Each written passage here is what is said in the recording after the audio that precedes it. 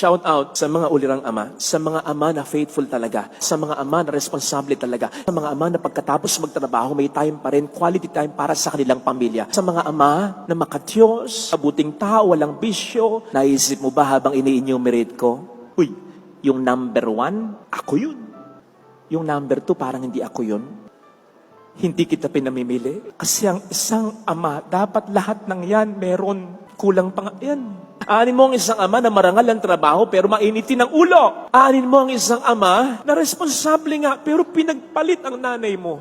Kung gusto mong maging ama na ipagkakapuri ng iyong pamilya, sa kahit kanino at sa kahit saan, dapat lahat ng sinabi kong iyon nasa sayo. Mahirap talaga maging isang tunay na ama. Pero the moment you commit yourself to God, magkukumahog ang Diyos na tulungan ka.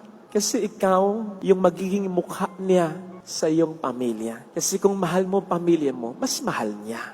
You commit yourself to God. Ano man ang pagkukulang mo ngayon, hindi pa huli ang lahat. Ano man ang pagkukulang mo, hindi pa huli ang lahat.